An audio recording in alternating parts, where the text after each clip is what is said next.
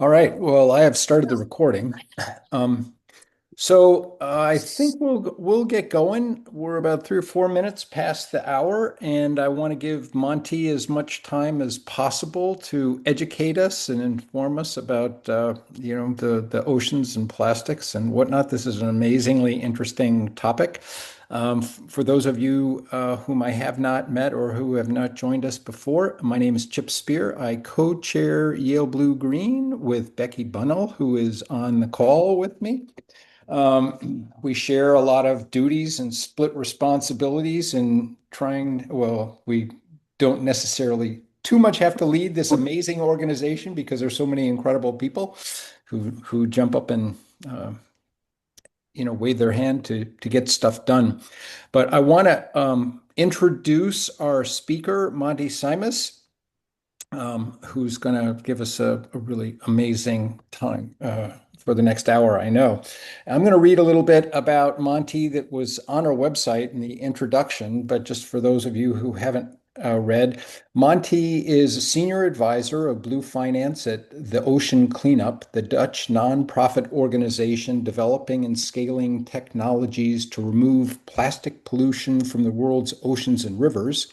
His work focuses on the intersection of environmental infrastructure, ocean policy, and innovative finance, including how plastic remediation, river systems, and coastal resilience can become investable components of 21st century infrastructure strategy.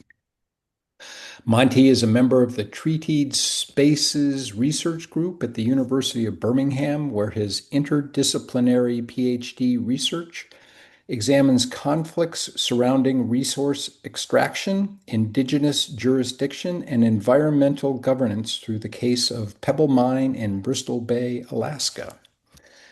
He served in 1923, he served as inaugural impact leader in residence at Harvard University's Advanced Leadership Initiative, focused on global water accessibility, resilient infrastructure, and sustainable finance.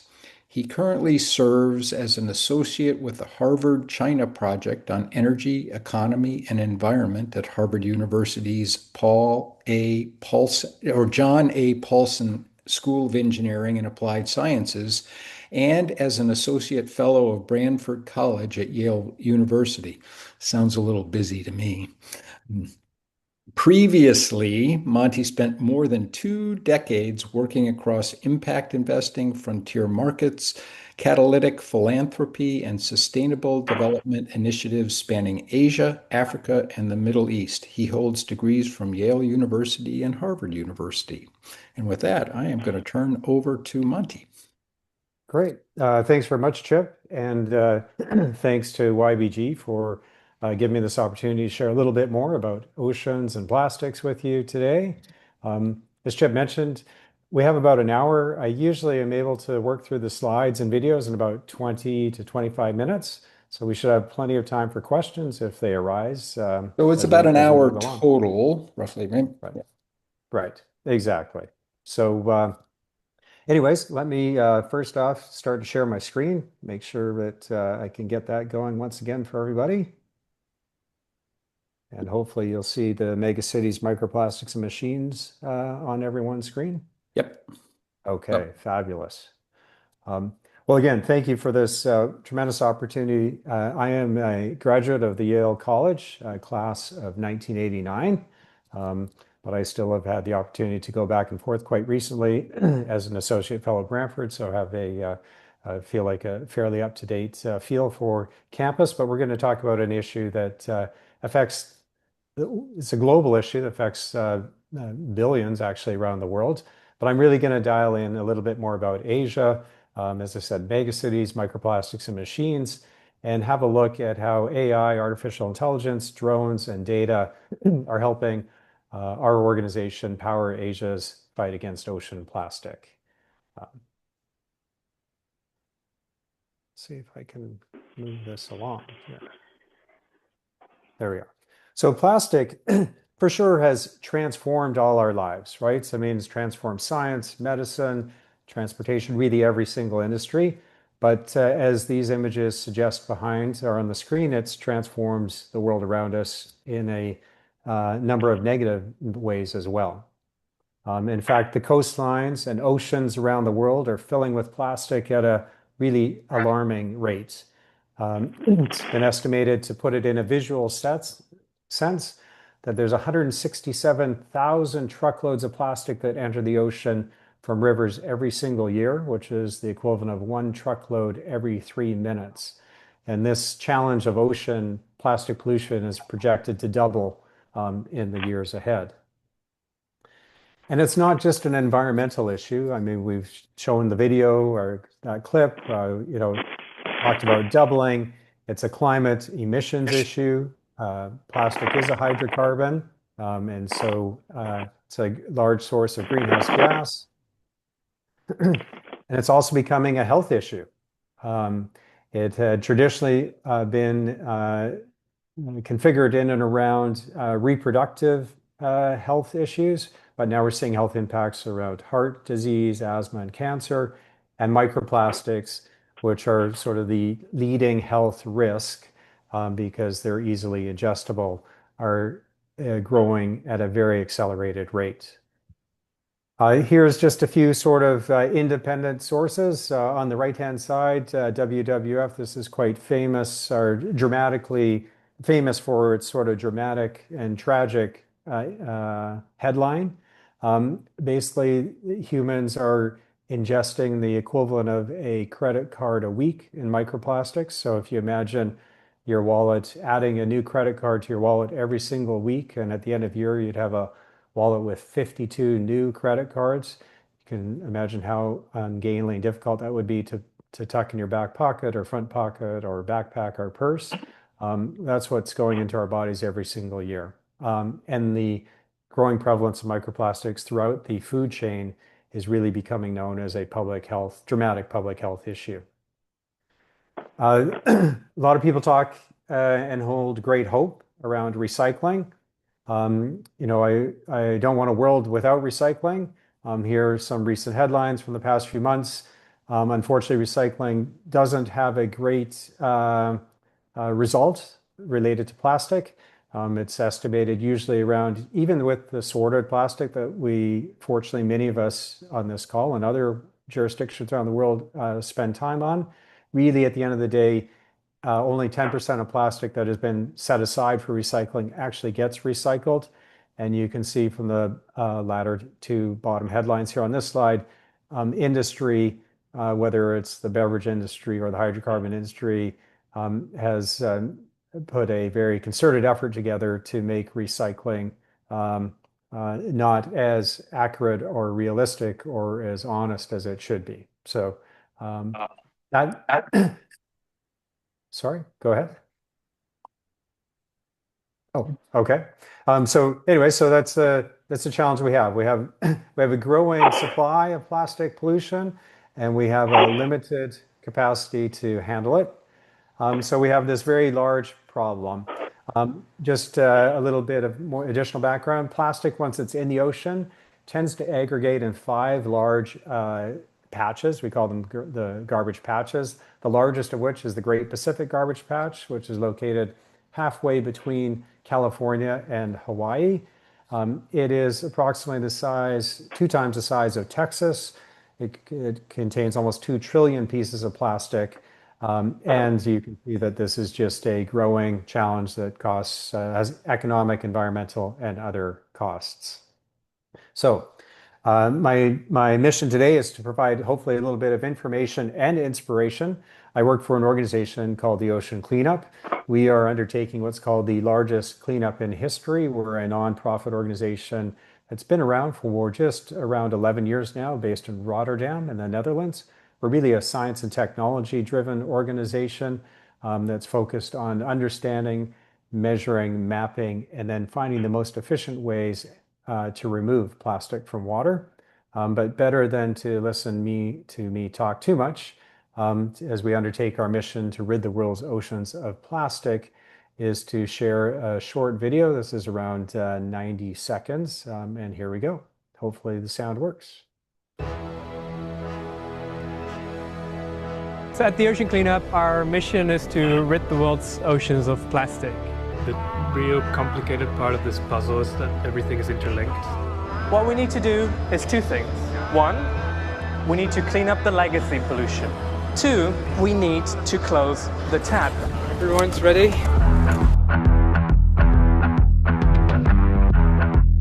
If we have the motivation and we have the skills, we will get there. The first few years, we really focused on trying to understand the problem and map it, which then became the basis on which we developed our solutions. Our philosophy is to learn as we go and iterate our way towards success.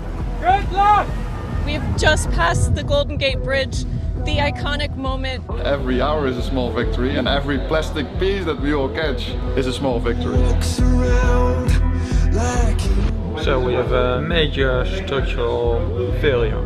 This is normal. Welcome to the world of cutting-edge technology. The plastic is within arm's reach, literally.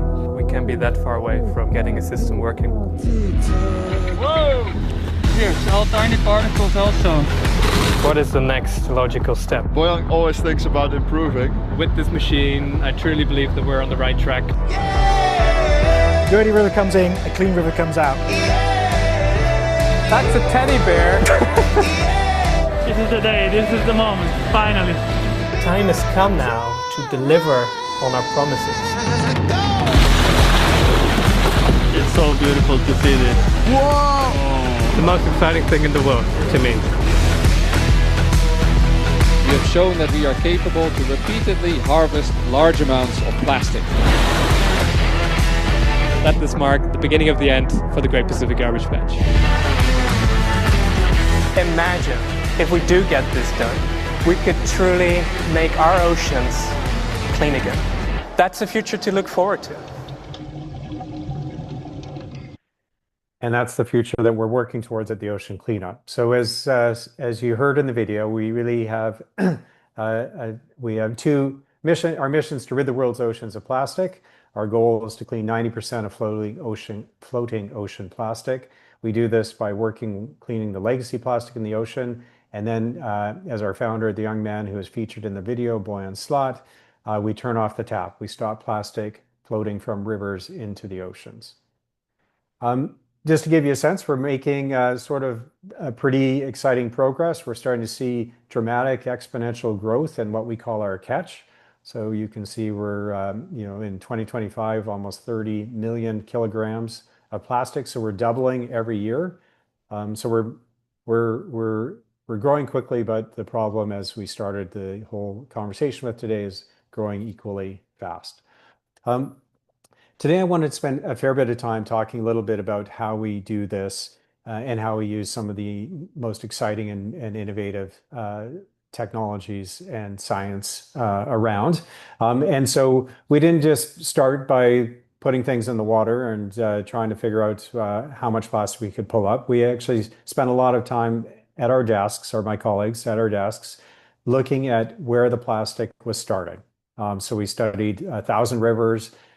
We actually studied more than 1,000 rivers, but we determined that actually 1,000 rivers in 200 cities contribute around 80% of the global river plastic that enters our oceans. You can see these highlighted. Many of them, and we'll talk a little bit about why this is, are located in the global south. So see a lot in Southeast Asia, South Asia, Central and South America. But we didn't also just spend time finding where the plastic was coming from, but then we really started to assess each river system, because rivers are very unique. They all have characteristics. They have flow patterns.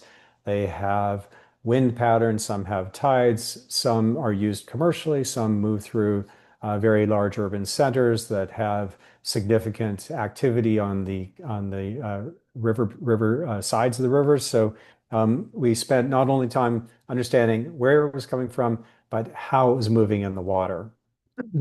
And we quickly learned that in addition to tackling large rivers like Chao Phraya, which is the main river that flows through Bangkok, you have to spend a lot of time and can actually, in some cases, much more effectively and cost efficiently capture plastic in what we call either side canals, gullies, are basically the river bodies that feed into the larger river systems.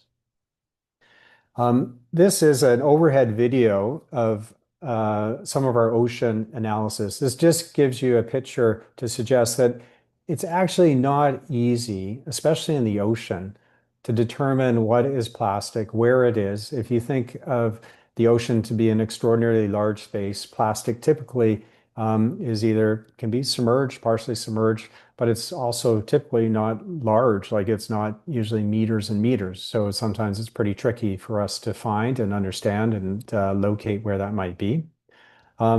It also, even in rivers, tends not to be sort of on its own. It's often bundled up with either organics, so that's what you're looking at in some of these pictures, whether it's tree branches, leaves, dead fish, etc.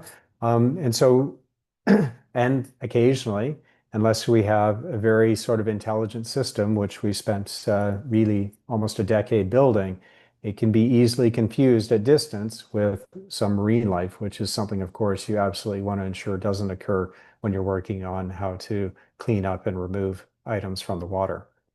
So let me spend a moment or two talking a little bit about our use of artificial intelligence to find, monitor, and measure where we work. I will share a little bit more how we do this both in rivers and in the ocean. So first we'll start in the ocean. This is where, as you can tell by the name of the organization, we have our foundational work, as mentioned, the Great Pacific Garbage Patch. And we actually commissioned a number of aerial surveys where we sent the large aircraft out, took images at a regular time interval and pattern to develop a database, if you like, a data set of what was there and where it was. We then, it's very costly to commission aircraft, so we've moved on to using UAVs, so unmanned aerial vehicles as well, using the same sort of mapping system, image recognition and analysis. And we also put our cameras on vessels that are passing through different parts of the world's ocean system. And so we're very grateful to be working with Glovis and a number of other sort of large sea transportation lines, as well as some ferry lines. And we even welcome, if private individuals are moving their vessels through different areas, we're very happy to add our cameras onto their vessels. So here's again a very short video, I think around just a little over a minute, with one of my colleagues here at the Ocean Planet talking a little bit about how we collect the ocean system, the ocean data system. Imagery can be a really good tool to gather data on large floating plastics. However, it was only on one flight and it's not very scalable. And this got us thinking, how can we use technology to gather this kind of data at an even larger scale? And that's how ADIS was born. ADIS stands for Automated Debris Imaging System. It's an intelligent camera system that uses AI on board. It's a very easy system to install on any ship, and it's also highly robust. In order to fulfill its purpose, ADIS needs to be out on the ocean as much as possible, and nothing sees more of the ocean than ships. With ADIS on board, vessels become part of a massive research network, helping to expand global coverage of plastic pollution studies. The camera's GPS ensures that it turns on automatically only once the ship is no longer in an exclusive economic zone. So, once the vessel is offshore, ADIS gets to work by capturing and processing images. The integrated AI identifies plastic waste in the water and, to save space, retains only the relevant parts of the image. When the vessel is close to shore, it transmits the data to the ADIS database. From there, specialized software combines all collected data and maps it, generating the ADIS Data Visualization Map. To get to this version, Robin and his team first had to build a proof of concept using GoPros. Along with the expertise of Ozone Technologies, they improved it towards the current version, ADIS 2. ADIS is so groundbreaking that it's part of the United Nations Ocean Decade, as it offers a low-cost solution to monitor and digitally represent plastic debris concentrations in the ocean. ADIS collects data continuously, and that allows us to build trends and to look into patterns through seasons, but even through years. And this allows us to see if cleanup efforts or cleanup policies have an effect. The best part is that this data will be available open source for everyone to use in the coming years. So that's how we collect data out in the ocean. We use a very similar system on rivers. We call it the River RMS, River Monitoring System.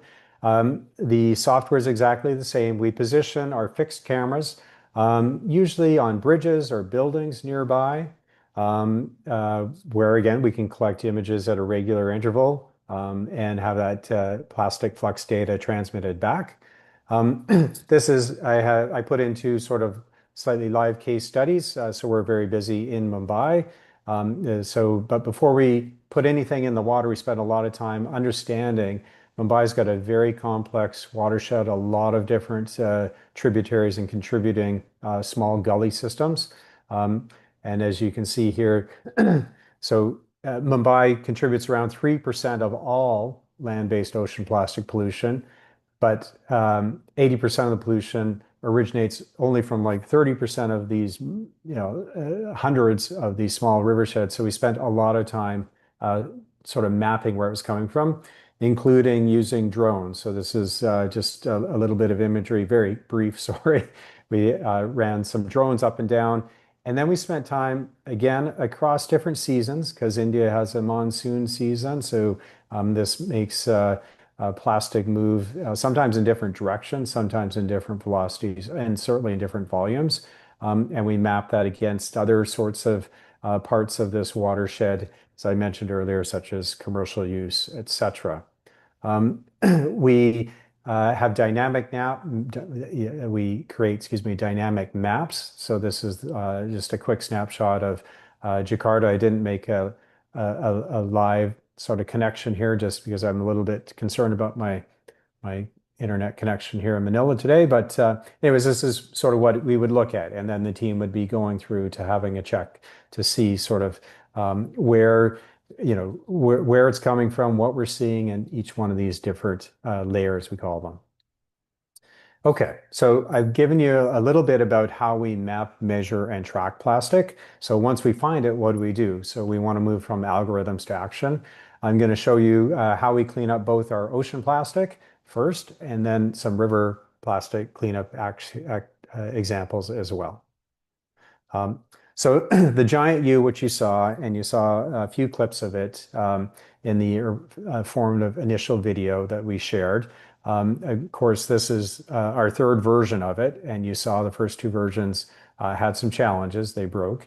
It's effectively, if we stretch this U out into a straight line, it would be 3 kilometers or about 2.5 miles in length. It's around 4 meters. It's like a curtain that descends 4 meters into the water. It has a number of cameras along the way. It's towed very slowly through the ocean by 2 vessels. It has the cameras so that we can keep track in case that there's anything marine life that might get caught up in it. Very rarely happens due to a few reasons. One is it's moving through the water very slowly. It descends 4 meters, but of course the ocean's much deeper than that. So most marine life goes underneath it, around it, or just simply sort of outpaces it. However, if something does get caught, these cameras will alert us. There's technicians monitoring, and there's along this U, there's a number of what we call escape hatches, which are ways in which we can stop the tow. They can sort of open up part of the curtain, and the marine life can then escape and move on. Here's how it looks like when we pull it up. The plastic aggregates in that triangular retention pocket at the end of it. And when it comes on the vessel, let me see, it looks a little bit like this.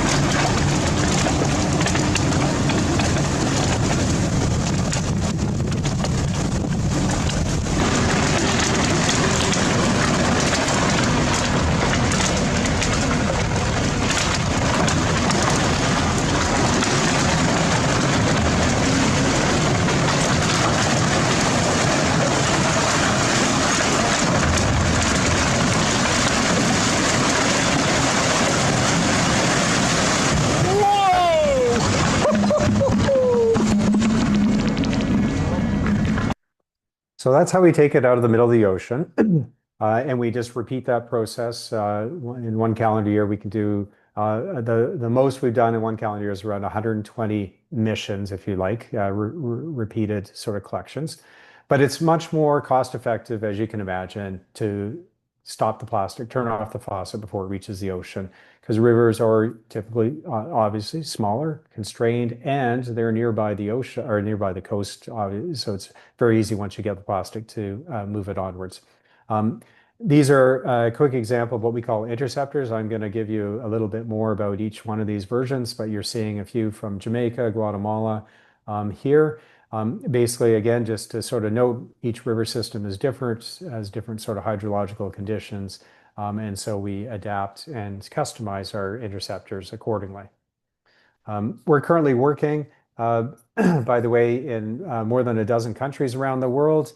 As I said, primarily in the global south, jurisdictions such as Indonesia, Vietnam, Philippines, and then Guatemala, Honduras. We do have an interceptor in the city of Los Angeles, and I'm going to share at the end our very active and aggressive global scale out, which will take us to 30 large urban watersheds in the next 3 years. Again, very, very brief pictorial view of our different types of interceptors, again, designed to accommodate different sort of flow patterns, river uses, and hydrological conditions. And this is just one look of one version in action. This is in Kingston, Jamaica. This also suggests, as you saw, that not everything we collect in terms of river rubbish or river debris is actually plastic. It often includes a number of other things as well. 1, 2, 3. What you're seeing here is actually off the coast of Roatan, which is the island near Guatemala and Honduras. This plastic, Roatan actually has one of the world's most spectacular reef systems, but for many years, up until recently, this is what you were going to dive into if you were off to see some of that wonderful marine life, which, as you can tell, is rather depressing and tragic.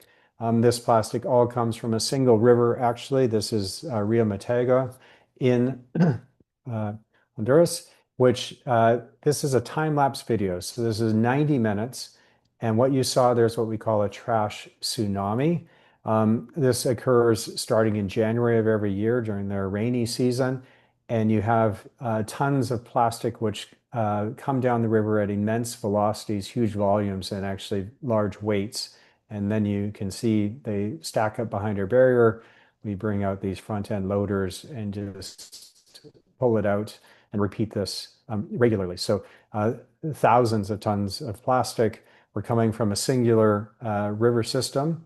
And that was leading to that terrible picture of what you saw, the diver earlier. This picture in 2017. And this is what that same location looks like now in 2025. Because our interceptor has been preventing the additional flow of plastic into that marine system. But you can't just take it out of the water.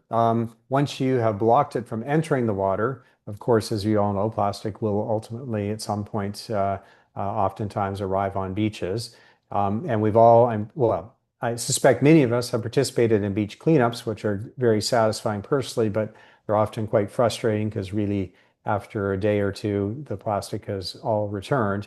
But this is what the beach looked like in and around Rio Motagua and Roatan before. And this is what it looks like now, because since we're preventing the influx of any new plastic, a beach cleanup was really just one and done. And so we're quite proud of not only taking the plastic out of the marine ecosystems in the water, but also the beach ecosystems as well. A lot of folks at this time often ask, what do we do with the plastic once we take it out? We handle the plastic from the oceans very differently than we do from rivers. So let me share a little bit about what we do there. This is an example about how we have taken advantage of, or what we've used river plastic for.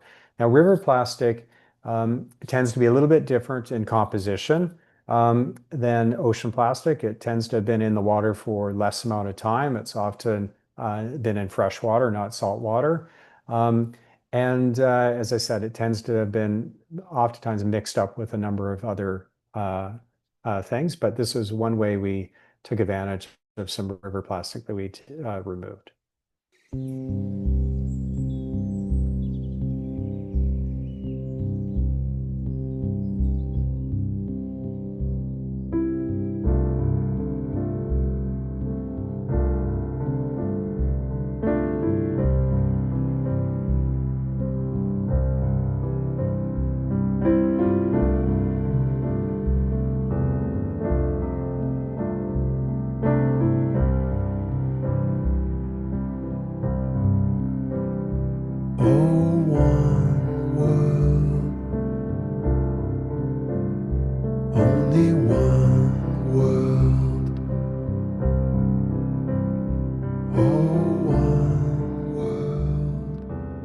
We're quite proud and fortunate for our long-term relationship with Coldplay.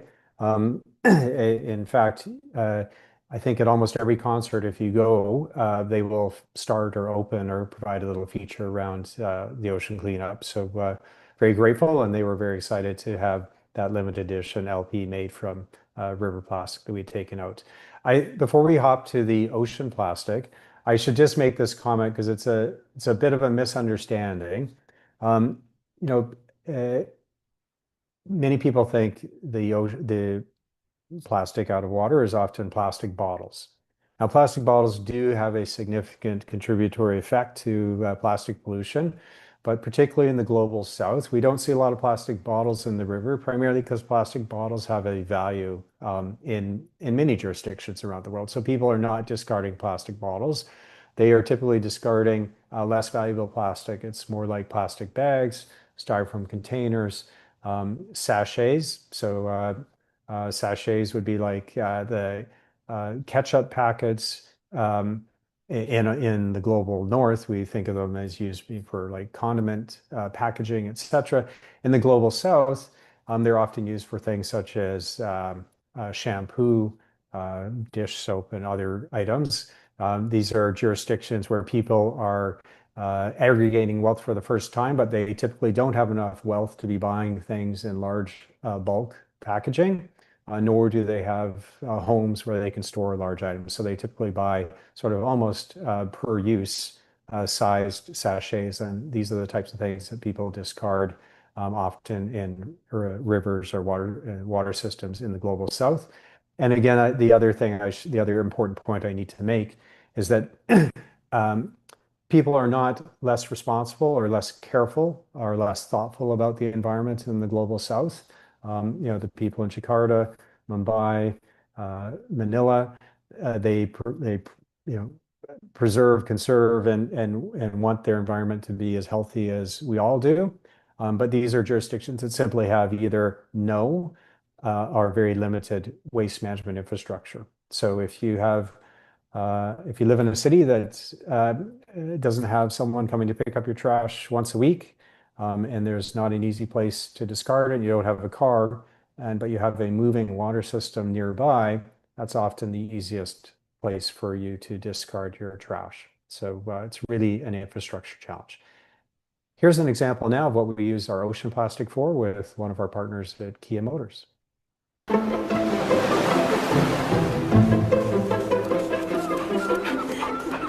Every day, I quietly welcome your sandy shoes, muddy gear, and even your wet, furry friends. As a trunk liner, I might seem boring.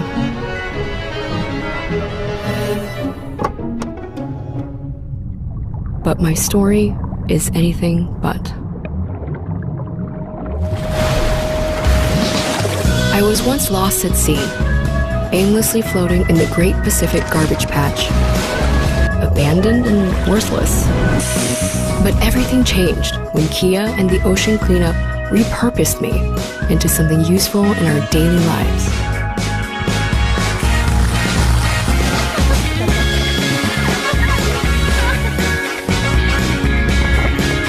Now, I lie in the back of the Kia EV3, far from the spotlight. But I no longer drift aimlessly. I I ride with purpose, quietly supporting every journey. I may not be a big wave of change, but I'm proud to be part of a small move towards a brighter future. Kia, movement that inspires. So I'm going to take the last 2 or 3 minutes here, so we have around 15 or 20 minutes for some questions, to give you a quick run through of part of our Asian portfolio. As I promised, we'll talk a little bit about Asian megacities. And so here we go. As I mentioned, we have the global portfolio, heavily focused in and around at the moment in terms of numbers of deployments in Indonesia, Philippines, Vietnam, Malaysia, and Mumbai. Here's in Malaysia, which is one of our very first deployments. We have both the vessel, so bottom left-hand corner of your screen, you saw the vessel, I think, in a few videos so far. This is a solar-powered vessel. We've actually sort of started to move much more sort of actively into using booms, the plastic booms, not because the vessels aren't effective. They're very sort of useful in a number of different settings, but booms are just much more cost-effective and can span much greater river systems. So this is in Malaysia. The other sort of interesting thing about our Malaysia work is our sorting facility. So oftentimes in our river work, we are responsible for measuring, mapping, and removing the plastic, and then we turn it over to either the local municipality or jurisdiction for movement onwards for sorting, handling, recycling, or otherwise responsible discard. But in Malaysia, we actually built a sorting facility because we felt that the local capacity needed some support in that regard. Now moving towards Jakarta, this is Chengaran. This was, again, one of the very first deployments using the vessel system. This is a quick look at what it looked like back then. It sort of evolved in our design over time. And in Cisadane, also in Jakarta, we have a series of booms. These are significant amounts of plastic. Again, not because the residents of Jakarta are less thoughtful. It's really an enormous challenge for Jakarta to keep up with the growing urban population with its waste management infrastructure. Here's a little peek with a video of how that large boom system in Cisadane looks like. You can see we have 2 actually set up. That's to accommodate commercial use of this river. It eventually funnels it all over towards the river side, where it's pulled out with those front-end loaders that you saw also in our work in Guatemala.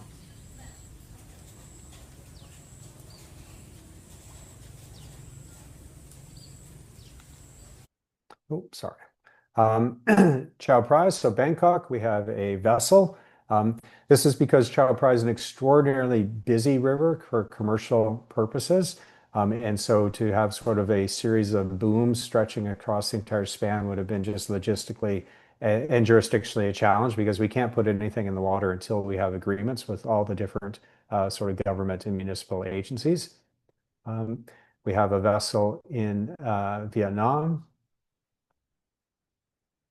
And what's next? So we have what we announced last year, our 30 cities program, with a goal that if we can get deployed in these urban watersheds, that we will be removing 1/3 of all new ocean-bound plastic by 2030. So that's quite an aggressive goal in the next 3.5 years.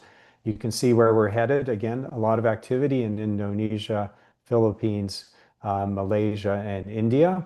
But we're also equally busy in places such as Dominican Republic, Guatemala, Panama, Colombia, and soon to be in the waters in Brazil. So these were all chosen, again, to make what we call transformative impact. This program is around $350 million, both the capital expenditure and 5 years of operating expense. So it's significant, but in the grand scheme of things, it's really not a cost prohibitive activity. And we were very fortunate, the Ocean Clan was very fortunate. We received $121 million from an organization called the Audacious Group, which is affiliated with the TED program, in December of last year. So we are now just working on the delta of around $225 million to fund this entire program. And with that, I will stop sharing my screen. Thank you for sort of letting me walk through a number of videos and slides and chat away. And now I'm here to address or answer any questions or provide any additional information if folks have it. Monty, thank you. That was really incredible information, really astounding. There have been a number of questions that have come in on the chat. So if I could, I'd like to go through those first, and then we'll turn it over to people who have their hands raised, and we go through and get through them as quickly as possible. I'm sure people have a lot of questions. So first is from Sarah Shapiro. How many tons of stuff you pull out of the ocean? Isn't it just a tiny fraction of what's there? Absolutely correct. So just in one of those aggregated systems, the garbage patch, there's almost 2 trillion pieces of plastic. So you are correct. We are a drop in the bucket. But as we like to say, we are a drop in the bucket that's growing extraordinarily quickly.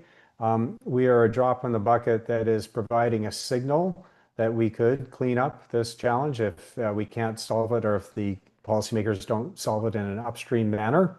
To clean that entire Great Pacific Garbage Patch using our system that we have in the water today, we could do it in around 5 years at a cost of $4 billion. We've actually mapped it out. People are like, well, that's a lot of money. But again, if you just think about how much plastic is produced, we used to use this figure that $4 billion is, I think, about the same that people spend on Halloween every year. So it's maybe not as big, but you're correct. Hopefully, to use a medical analogy, Sarah, we are trying to keep the size of the tumor sort of in a controllable, at a controllable size. Well, the ultimate sort of medical solution, which is an upstream combination, I think, of material science, policy redesign, and other things, comes up with a solution to solve the illness entirely. Great. Bob Schloss asked, any attempt to visually associate larger pieces of plastic with products they came from and then bill the producer for your collecting clean work? So we can absolutely visualize, especially in the river imagery, and we can find out if it's a Coca-Cola bottle. Like, the granularity is very good, Bob. What we do then, actually, I tell people this all the time. We are experts at collecting plastic debris, but we're really experts at collecting data. And that data is what policymakers absolutely want, whether it's United Nations Environmental Program that we're working on, the UN, the World Plastic Global Treaty, or enterprises, corporations. We provide that data back because oftentimes they don't have a way of measuring at the moment if their corporate sustainable responsibility processes are either working or not. The only thing we don't do from that question is we don't then go to them and say, we'd like to charge you for this data, we'd like to charge you for our work. It often has sort of a bit of a halo effect, though. They often become quite interested in what we're doing and then become supportive. Elise Baker said, how long do the nylon capture nets last? Can they be repaired or recycled when they become worn? Yes. So they actually last quite a long time. This is why we have this enormous plastic problem in the oceans to begin with. This plastic is a very long-lived material. And of course, we use pretty robust material to make sure we can collect it.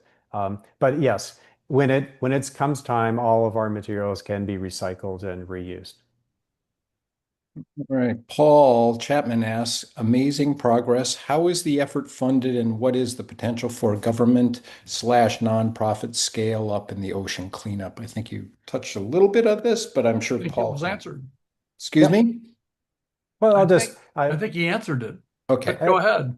Yeah, I mean, the ocean cleanup has had historically really wonderful philanthropic support, primarily initially from high net worth individuals and really Silicon Valley that were enamored by this young engineer who you saw, Boyan Slat, who you saw in the video, using science and technology to tackle this insurmountable problem that no one else or everyone else said couldn't be solved. We then started to enhance with corporate partnerships, so Kia Motors, Coca-Cola, others. And what I'm spending my time on now as Director of Blue Finance is using some of these really interesting tools and instruments to fund our work alongside other wastewater management, our waste infrastructure funding, and that money will then come from governments, development banks, commercial banks, and development finance institutions. All right. Huda Mustafa, who is one of the co-chairs of our programming committee with Margot McMahon, and they helped organize this specific speaker series. So thank you for this. She asked, do you collaborate with organizations on the consumption side in terms of industry or packaging? You mentioned Kia and Coldplay. What about poor or middle-class consumers who buy in small quantities many times a day or week? You touched a little bit on that too. Correct. Yes. So, in our ocean work, that tends to be the larger corporations. However, in our river work, because that can be very sort of, if you like, addressable, very community visible, and oftentimes smaller companies that are producing things such as sachets for locally produced shampoos, etc. We do work with the local communities and local enterprises. We have sort of an array of different ways that they can come support and work with us. But typically the ones that actually want to take the plastic and reconfigure it or recycle it for their own purposes tend to be a little bit larger. That's why you see, as I said, Coca-Cola, Kia. But Hudita, we work with any organization, nonprofit, private sector that wants to work with us.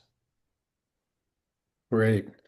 Brett Haber has 3 questions. So I'm going to do the first and then go to some other folks and come back if we have time. I want to make sure everybody has a chance to ask whatever they would like. The first question, is your ADIS tech something general citizens can add to their sailboats, catamarans, etc.? So the answer is yes. It's really easy to install, but we would probably spend a little time just understanding where your vessel is going and what frequency, because we don't want to sort of distribute cameras. We love everyone's passion, but if a vessel is sort of not moving outside the economic exclusion zone with a high degree of regularity through areas that we either don't have data collection or we know are highly plasticked areas, we might ask to sort of convert your passion to helping us in another manner. This normally sort of disappoints, but filters out the people that are passionate but aren't moving their boats in like the really sort of middle of the ocean areas that we're trying to collect data on. But the technology can be used easily anywhere for sure. Great. Gina Durante. Hi, thank you. Wow, there's so much stuff here. This is really exciting, learning about this. And I guess I had a couple questions I'm trying to sort of roll up into one. One ties into, I think, Paul's question around the funding and getting traction around this idea, as well as the technology side of things. So it looks like you're not removing microplastics, which is on the minds of a lot of people, and I think there are other technological solutions coming along for that.